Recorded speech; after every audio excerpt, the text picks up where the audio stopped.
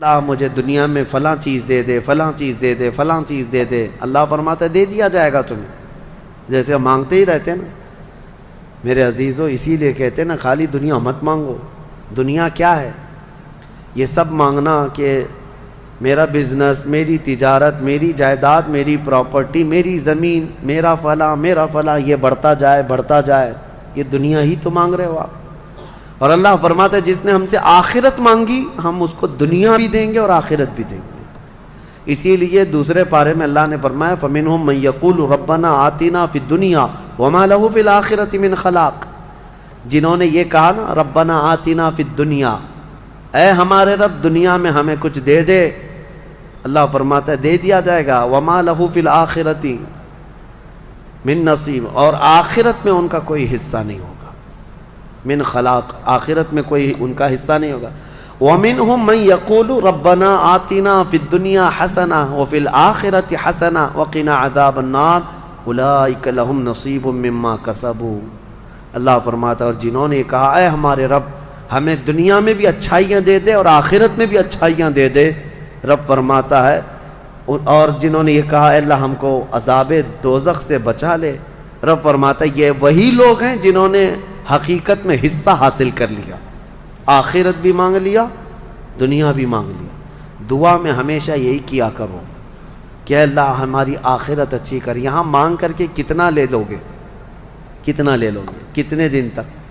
چلو آج آپ نے صحت مانگی، اے اللہ مجھے صحت عطا کر، طبیعت اچھی رکھ، اچھی بات ہے، لیکن کتنے دن تک رہو گے؟ 80 سال، 100 سال؟ 80 سال کے بعد جب بال سفید ہونے لگیں گے تب پھر تم یہ مانگو گے کہ اللہ پھر میرے بال کالے کر دے۔ پیٹھ جھکنے لگے گی تب یہ کہو گے کہ اللہ میری کمر سیدھی کر دے۔ دانت جھڑنے لگ جائیں گے کہو گے پھر اے اللہ میرے دانت صحیح کر دے۔ نظام ہے کائنات کا، صحت کو جانا ہے تو جو جانے والی چیز ہے اس کو ہی ہم مانگ رہے ہیں، جو ہم سے رخصت ہونے والی چیز ہے وہی ہم مانگ رہے ہیں۔ اولاد مانگ رہے ہو یہ بھی چھوٹنے والی چیز ہے، یہ ہم سے چھوٹنے والی چیز۔ ہر وہ چیز مانگتے ہیں ہم یہاں پر جو ہم سے رخصت ہونے والی ہے، اور جو ہمیشہ رہنے والی ہے وہ جنت ہے، اس کا سوال کیوں نہیں کرتے؟ اور ایک امام شیخ سعدی رحمۃ اللہ علیہ کی کتنی پیاری بات ہے، سنو۔ فرماتے ہیں موت سے بچنا ممکن ہے کسی کو؟ بتائیں کوئی بچ سکتا ہے؟ پاسبل ہے؟ موت سے بچنا کسی کے لیے بھی ممکن ہے؟ نہیں ہے، سب کو پتہ ہے، سب کو پتہ ہے امپاسبل، لیکن اس کے باوجود بھی بچنے کے لیے 1000 دوائیاں کھاتے ہیں ہم۔ سب کو معلوم ہے کہ موت سے نہیں بچتے ہیں، لیکن اس کے باوجود بھی بچنے کے لیے ہم روز کچھ نہ کچھ کر رہے ہیں۔ ہم اپنے جسم کو صحیح کرتے ہیں یا بیماریوں کو صحیح کرنے کے لیے پیسہ بھی بہاتے ہیں، سب کچھ کرتے ہیں۔ ہمیں پتہ ہے کہ ہم نہیں بچ سکتے پھر بھی خرچہ کرتے ہیں۔ شیخ سعدی کی سوچ دیکھو، فرماتے اور انسان کو یہ پتہ ہے کہ جہنم سے بچنا ممکن ہے، موت سے بچنا تو ممکن نہیں، لیکن دوزخ سے بچنا ممکن ہے۔ کیا سب کے اوپر کمپلسری ہے جہنم میں جانا؟ نہیں۔ تو جس سے بچنا ممکن ہے اس کے لیے کوشش بھی نہیں کرتا، اور جس سے بچنا ممکن ہی نہیں اس کے لیے روز کوشش کرتا ہے۔ یہ کیسی سوچ ہے انسان کی؟ موت سے نہیں بچ سکتے، کوشش ٹھیک ہے تم دوائیاں کرتے رہو، لیکن کوشش یہ کرو کہ اللہ مجھے دوزخ سے بچا لے، مجھے آخرت کے عذاب سے بچا لے۔ میرے عزیزو ہمارا سارا نظام اسلام کا آخرت پر ٹکا ہوا ہے، اسی لیے رب تعالیٰ نے فرمایا من کان یرید حرث الآخرۃ نزید لہ فی حرثہ۔ ایک بات میں آپ کو بتا دوں، اگر اسلام سے آخرت کا کانسیپٹ نکال دیا جائے تو پورا دین کھوکھلا ہو جائے گا۔ یعنی پھر کس چیز کے لیے کر رہے ہو تم؟ نماز کیوں پڑھ رہے ہو؟ چوری سے کیوں بچتے ہو؟ شراب کیوں نہیں پیتے؟ ہر چیز کا تعلق تمہارا آخرت سے جڑا ہوا ہے، آخرت سے۔ کیوں؟ حساب ہوگا، پوچھا جائے گا، میری نمازیں بھی پوچھی جائیں گی، روزے بھی پوچھے جائیں گے، ہر چیز آخرت کے خوف سے ہم دنیا میں عمل کر رہے ہیں، اور اگر آخرت کا کانسیپٹ ختم ہو گیا تو وہی درندوں کی طرح سے ناچتے گھومتے رہیں گے، جیسے دوسری قوموں کو دیکھ رہے ہیں، ان کے ہاں کوئی تصور ہی نہیں آخرت کا۔ ان کا تو یہ ہے کہ اچھے کام کرو گے تو دوسرے جنم میں اچھا بن کے پیدا ہو جاؤ گے، برے کام کرو گے تو دوسرے جنم میں کتا بلی بن کے پیدا ہو جاؤ گے، بس اتنا ہی ہے، اس سے زیادہ نہیں ہے۔ پھر بھی کچھ لوگوں کے ہاں ہے سورگ اور نرگ کا، لیکن وہ بھی اتنا یقینی نہیں ہے، اتنا یقینی نہیں ہے جتنا تمہارے لیے ذہن میں یقینی جنت اور دوزخ کا تصور ہے، یہ دوسروں کے ہاں نہیں ہے۔ اسی لیے میرے عزیزو، آخرت کے تصور کو اتنا مضبوط بٹھاؤ، اتنا مضبوط بٹھاؤ۔ مجھے ایک بات یاد آتی ہے کہ ہمارے ایک بزرگ تھے، میرے بڑے دادا، اللہ ان کی تربت پر رحم فرمائے، پورے علاقے میں لوگ اس بات کے شاہد ہیں، جب بھی کوئی کچھ غلط کام کرتا یا چھوٹی بہت بھی چیز ہلکی نظر آتی ان کو، تو ڈانٹنے کے لیے سب سے پہلا جو جملہ وہ کہتے تھے وہ یہی کہتے تھے، کیا تجھے آخرت کا خوف نہیں ہے؟ آخرت سے نہیں ڈرتا؟ یہ ایک جملہ اکثر ہر کام پر، نماز کے سلسلے میں ہو یا کسی کو کہیں پر گپے لگاتے بیٹھے ہوئے دیکھتے تو یہ کہتے آخرت کا ڈر نہیں ہے۔ یہ ان بزرگوں کا شیوا رہا ہے، اولیاء اکرام کا طرہ امتیاز رہا ہے کہ وہ اپنے سارے اعمال آخرت کے خوف پر رکھے ہوئے ہیں۔ حضرت حاتم اعصم رضی اللہ تعالیٰ عنہ ایک بڑے پائے کے بزرگ ہیں، فرماتے ہیں نماز جب پڑھتے تھے تو کہتے میرا تصور یہی ہوتا ہے، میرا تصور یہی ہوتا ہے کہ موت میرے گردن کے پیچھے، ملک الموت یہی ہے، یہ سوچتا ہوں کہ اب آخری نماز ہے، میری آخری نماز ہے، اور دونوں طرف میرے جہنم کے گڑھے ہیں، ادھر بھی ادھر بھی، میں اگر تھوڑا سا بھی ہل جاؤں تو ہو سکتا ہے ادھر کے گڑھے میں یا ادھر کے گڑھے میں، اور پیچھے ملک الموت ہے اور سامنے رضائے الہی ہے اور جنت ہے، میں بڑھنے کی کوشش کر رہا ہوں۔ اس تصور کے ساتھ وہ نماز پڑھتے تھے، اس تصور کے ساتھ، اور سجدے میں جاتے تو یہ کہتے کہ میرا آخری سجدہ ہوگا، ملک الموت پیچھے ہی کھڑا ہے میری گردن کے پاس، اور اگر میں تھوڑا بہت ہل گیا تو ادھر بھی دوزخ ہے، ادھر بھی دوزخ ہے، سامنے کی طرف مجھے پورا تصور جمانا ہے، رضائے الہی ہے اور جنت میری یہاں ہے۔ تو ان کے سارے تصورات ہر کام میں آخرت پر ڈیپینڈ تھے۔ میرے عزیزو، آج لوگوں میں جو بد عملی آئی ہے اس کی ایک بڑی وجہ یہی ہے، ہمارے بچوں میں اور نوجوانوں میں آخرت کا ڈر کم ہو گیا، ڈر کم ہو گیا۔ یہ جتنے بھیانک بھیانک گناہوں میں آج ملوث ہیں، ان کو ڈر نہیں ہے، ان کو خوف نہیں ہے۔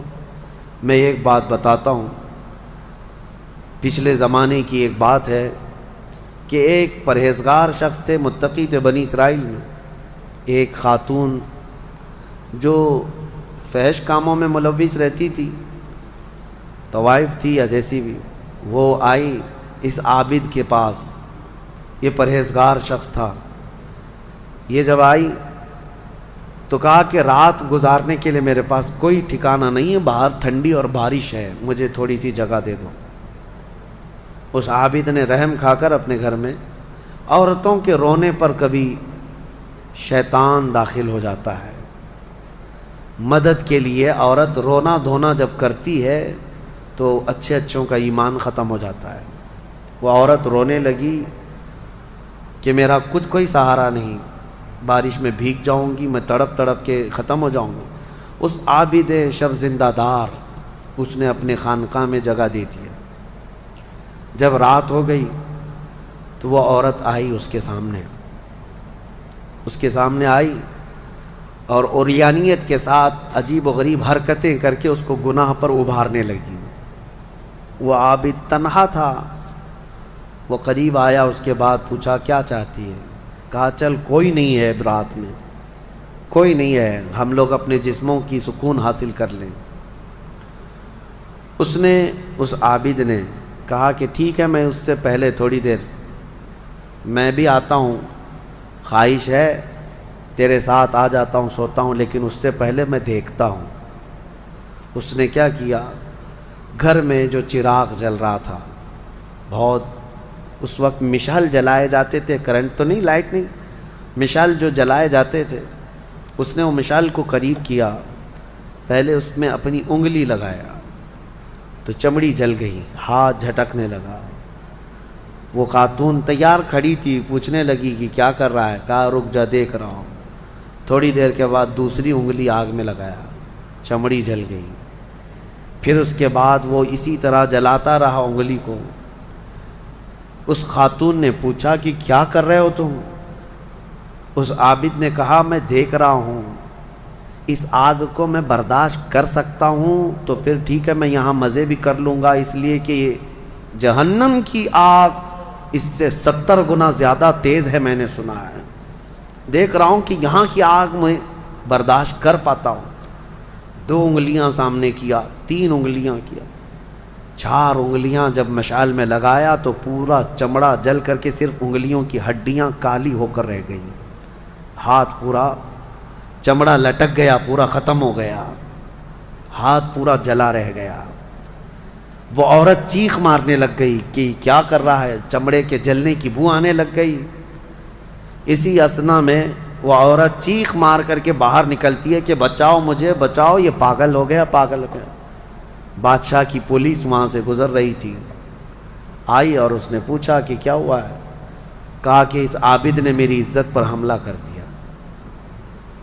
تو پولیس اندر گھس گئی، دیکھا تو یہ بیٹھا ہوا تھا، اب آؤ دیکھا نہ تاؤ، حملہ کر دیا اس پر۔ لوگوں کو باہر پتہ چل گیا کہ ایسا ایسا ہوا ہے، ایک عورت آئی تھی اور اس پر عابد رات کو تنہائی میں اس کے ساتھ منہ کالا کر رہا تھا۔ تو لوگوں نے مارنا شروع کیا، اتنا مارا کہ وہ عابد مر گیا، انتقال ہو گیا، ختم ہو گیا۔ اب مسئلہ یہ ہے کہ اب لوگوں میں یہ بات پھیل گئی کہ اتنے سالوں جس کو ہم نے عبادت میں دیکھا تھا وہ ایک عورت کے چکر میں آخری وقت بہک گیا اور منہ کالا کر لیا۔ اب اس کے بعد اس کو اٹھاتے ہیں، اٹھا کر کے قبرستان میں جب دفن کرنے کے لیے رکھا گیا، قبر میں جیسی رکھتے ہیں اس قبر میں تیز خوشبو بھر چکی ہے، ہر جگہ سے خوشبو کے جھونکے آ رہے ہیں۔ لوگوں نے کہا یہ بدکار آدمی کی قبر میں اتنی خوشبو کہاں سے آ رہی؟ اس کو دفن کر دیا اور یہ بات مشہور ہونے لگ گئی۔ بادشاہ خود بھی آیا، پوچھا یہ کیا مسئلہ کیا ہے؟ تو لوگوں کو جب یہ بات سمجھ میں نہیں آئی تو علماء کو بلایا گیا اور پوچھا گیا کہ کیا مسئلہ ہے؟ کہا گیا کہ یہ بدکار نہیں ہو سکتا، یہ اللہ کی رضا میں انتقال کیا ہے۔ اس خاتون کو پکڑ کر لایا گیا، پوچھا گیا کہ کیا کیا معاملہ ہوا تھا، سچ بتا۔ اس عورت نے بتایا کہ اس کا کوئی مسئلہ نہیں تھا، یہ ڈرتا رہا اللہ سے اور آخرت سے ڈرتا رہا، اور رات میں یہ بیٹھ کر کے اپنی انگلیاں جلا لیا تھا، اور یہ کہتا تھا کہ میں دیکھتا ہوں دنیا کی آگ سے میں برداشت کر پاتا ہوں تو ٹھیک ہے میں تیرے ساتھ مزہ کروں گا، نہیں تو پھر آخرت کا عذاب اس سے بھی بڑا سخت ہے۔ وہ یہ کہتا رہا اور میں بھاگ کر گئی، اتنے میں لوگ آئے اور اس کو مار دیے۔ بادشاہ نے پوچھا کہ دیکھو اس کو پھر سے نکالو، نکالا گیا۔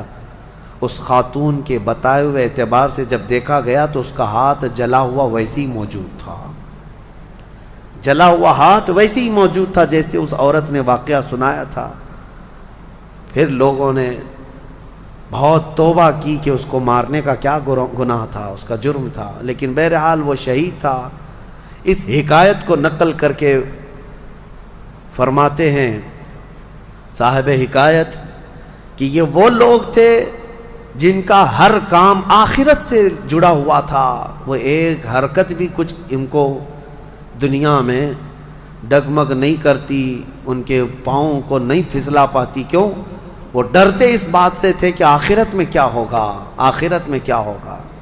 میرے عزیزو، میں آپ کو بتاؤں زنا کی جو سزا ہم نے بتائی تھی، اس سے قبل بھی میں نے بتایا، کوڑے مار دیے جائیں 100 یا سنسار کر دیے جائیں، یہ آخرت میں دی جانے والی سزا کا 100واں حصہ ہے، اس سے 100 گنا زیادہ سزا وہاں پر قیامت میں۔ تو پھر وہ کیسی ہوگی سزا؟ پھر 100 گنا زیادہ سزا کیا ہے؟ اسی لیے فرمایا گیا جہنم کا ہلکا عذاب۔ پوچھا گیا حضور سے سب سے کم عذاب کیا ہوگا؟ سب سے کم کسی کو عذاب دیا جائے گا اگر دوزخ میں تو کیا ہوگا؟ فرمایا گیا کہ اس کو آگ کی جوتیاں پہنائی جائیں گی جس کی گرمی سے اس کا بھیجا پک کر کے ابل رہا ہوگا۔ یہ سب سے ہلکا عذاب ہے دوزخ کا۔ پھر جہاں اللہ نے عذاب علیم کہا، عذاب عظیم کہا، عذاب مہین کہا، دردناک عذاب، بڑا عذاب، ذلت والا عذاب، تو پھر وہ کیسا ہوگا؟ بہرحال خلاصہ کلام میرا یہ ہے، آج ہم نے تلاوت میں یہی پایا کہ اے لوگو تم آخرت کے تصور پہ جیتے رہو، دنیا فانی ہے، دنیا فانی ہے، حساب کا ایک دن آئے گا۔ فَمَن يَعْمَلْ مِثْقَالَ ذَرَّةٍ خَيْرًا يَرَهُ وَمَن يَعْمَلْ مِثْقَالَ ذَرَّةٍ شَرًّا يَرَهُ۔ اللہ فرماتا ہے جس نے رائی کے دانے کے برابر نیکی کی وہ بھی دیکھے گا قیامت کے دن، اور جس نے رائی کے دانے کے برابر برائی کی وہ بھی قیامت کے دن دیکھے گا۔ آخرت آخرت آخرت، اپنے بچوں میں بھی ڈر اسی بات کا ڈالو کہ اللہ کریم کے ہاں حساب ہونا ہے، اللہ کے ہاں حساب ہونا ہے۔ آپ کو بتائیں وہ صحابی رسول جو گھر فجر کی نماز دوڑ کر کے چلے جاتے تھے، حضور کے پیچھے نماز پڑھتے تھے، کیوں؟ صحابہ اکرام نے ان کی شکایت کی تھی کہ یا رسول اللہ یہ نماز پڑھ کے اتنی تیزی سے بھاگ جاتے ہیں۔ حضور نے ان سے کہا پوچھو، ایک دن پکڑو۔ ایک دن انہیں روک لیا گیا، پوچھا گیا کیوں اتنی جلدی چلے جاتے ہو؟ انہوں نے کہا میرے پڑوسی میں، میرا پڑوسی ایک یہودی ہے، اس کے آنگن میں کھجور کا ایک درخت ہے اور اس کے شاخیں میرے آنگن میں بھی آئی ہیں، پکی کھجوریں صبح صبح گر جاتی ہیں آنگن میں، میرے بچے اٹھ جائیں تو کہیں وہ کھجوریں اٹھا کر کھا نہ لیں، اس لیے میں جلدی چلا جاتا ہوں کہ وہ کھجوریں جمع کر کے میں اپنے پڑوسی کو دے دوں۔ یہ آخرت کا ڈر ہے، یہ آخرت کا خوف ہے۔ عزیزان گرامی اوقات، اپنے بچوں کو اس بات کا ڈر ڈالو۔ ایک بار حضور پاک صلی اللہ تعالیٰ علیہ وسلم کی بارگاہ میں صدقے کی کھجوریں آئی تھیں۔ حضرت امام حسن اور امام حسین چھوٹے تھے، بہت بچپنا تھا، کھجوریں اٹھا کر کے وہ بچے کھا رہے تھے، نواسا رسول اللہ کے نواسے، کل کائنات جن کے قدموں میں، لیکن نبی پاک صلی اللہ تعالیٰ علیہ وسلم جلدی سے تشریف لائے۔ صدقہ آل محمد کے لیے حرام ہے، انگلی حلق میں ڈال کر کے میرے آقا نے پورا نکال دیا، کہا کخ کخ، کھانسو اور کھانس کھانس کر کے نکال لو۔ حدیث پاک کے الفاظ ہیں۔ حضرت حسنین کریمین کے حلق میں سے حضور صلی اللہ علیہ وسلم نے آخری ذرہ تک نکالا کہ تمہارے حلق میں کوئی حرام چیز نہیں جائے۔ آخرت کا ڈر تھا یہ آخرت کا خوف ہے۔ جو چاہے چبا لے، جو چاہے بھر لے۔